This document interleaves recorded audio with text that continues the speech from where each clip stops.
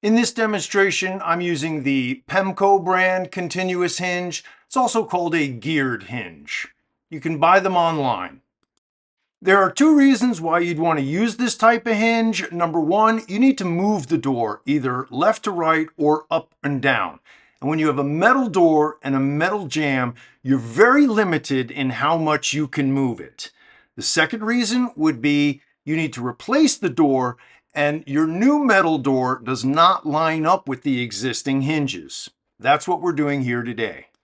First step is to remove the existing hinges, and some continuous hinges come with these filler plates. They don't have a function, they just make it look nicer.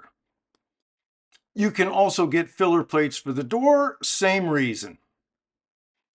You're going to mount the hinge on the frame, and you want the hinge to be a little bit smaller than your opening. About a 1/4 inch is fine. So I make a mark there. I'm going to cut it. I prefer an angle grinder with a cutoff wheel because it's nice and clean and easy.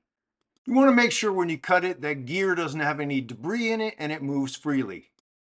Line up the hinge so it's not going to rub on the top or the bottom. The large holes on the right side are going to go on the door. The smaller holes go on the frame. And you want to just line up the hinge so that the actual hinge part goes right over the edge of the frame. This doesn't have to be perfect. That's just a good rule of thumb, because you want to have room to move the door around. So I hold it in place and just mark a few of the holes on the frame so you can pre-drill them. The hinge comes with sets of screws and matching sleeves. Those will go into the large holes through the hinge into the door. And it also has self-tapping metal screws. Those will go into the frame and into the door. Metal frames can vary. Generally, I like to pre-drill them. It's just easier, even though there are self-tapping screws. Sometimes there's concrete behind there, so you have to drill through the metal and then use a masonry bit to drill into the concrete. With the hole drilled, I just put in a screw, test it, make sure my positioning is correct before I put in anything else. Now I just eye it up, make sure it's in good alignment with the edge of the frame, and then I mark other holes. I only drill about 5 holes and I put in 5 screws. That's all I need to hold the door, because there's always the possibility that something's wrong and I have to move this. Now I grab some shims and I'm ready to position the door. I make a mark there where the strike is because I want to line that up with my lock hole. I do have some wiggle room on that, but I want to make it as accurate as possible. Now I just push the door into place and I use my shims wherever I have to get all my gaps as good as possible. A little pry bar under the door is great to help you move it up and down to get it into position. I raise that door high enough to get the lock hole lined up where I want it, and then I use shims on the sides to get my side gaps nice and even so that there's space for this door to move properly. Once I have it where I want it, I'm just going to put a few of the self-tapping screws directly into the door. 3 or 4 is all I need to test the door. Now I can take out my shims and give the door a test and see how it works. And here's a very common occurrence. The door looks great when it's closed, but when it's open, it's just a tiny bit of rubbing. So you've got 2 options at that point. You could grind that edge of the door, but that would look bad. Or you could simply move the door up another 1/8 inch. That's why I don't put in all the screws. So we're going to take the screws off. I'm going to make a mark up here on the frame so I know where I have to raise the door, and then we'll put screws in new holes.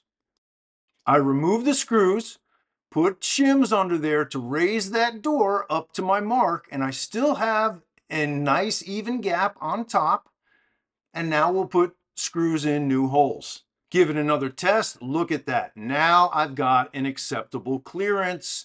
There's no binding. Everything moves freely. The door's working perfectly. Now we can finish with all of the attachments.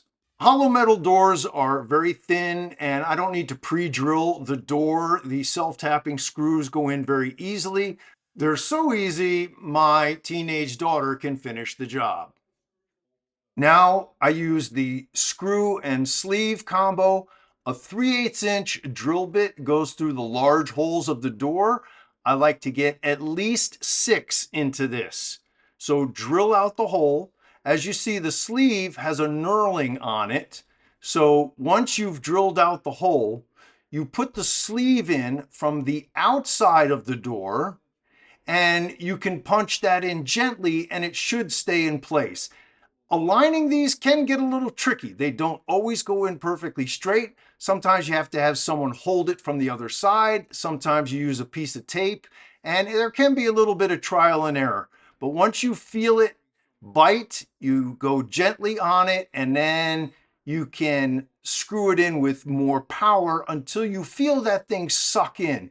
You don't want to dimple the door severely, but just get it in there nice and snug. I like to get at least 6 in there because those are the true strength of the doors. Just the self-tapping metal screws are not enough to hold this door long term. Once it's all secure, I install my lock. When that's working perfectly, it's time to cover the hinge.